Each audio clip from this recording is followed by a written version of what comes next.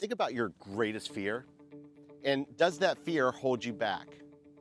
It's important to remember fear is actually very normal. It's hardwired. It's hardwired into you and me for one reason, and that is survival. However, most of us allow fear to paralyze us in our everyday lives. And I want you to think about it this way. It's very simple. Where does your mind go immediately if your boss calls you to their office? Hmm.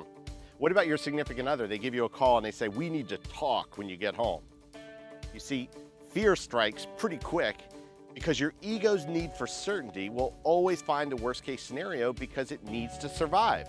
That's the way we're wired. And the unknown will not allow it to plan. So many times you're making choices based on potentially false information. Now, all this makes plenty of sense. So how do you prevent it? And the short answer is you can't. You see, I know that's probably not what you wanted to hear, but you can manage your fear by replacing the stories you're telling yourself with another story. For the longest time, I was afraid of failing. I was afraid that I would amount to nothing in life, but that fear was actually BS.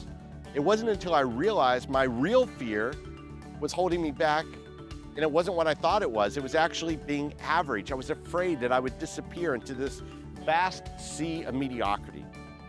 Now, if you're watching this still, you understand fear's probably played at least a little bit of a role in your life too. So here's the takeaway.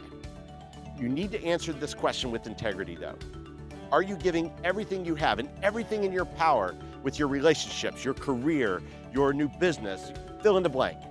You're probably already thinking about where you're allowing fear to stop progression in your life.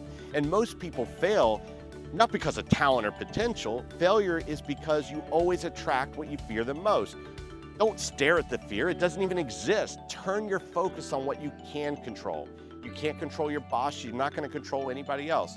What if I get fired? And what if this business doesn't work? And you see, when you change your language, you begin to make better choices.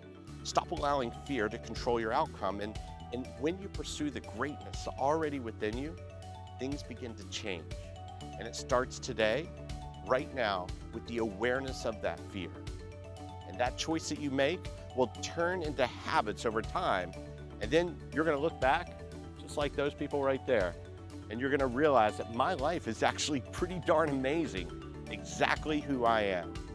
And that, my friend, is called legacy.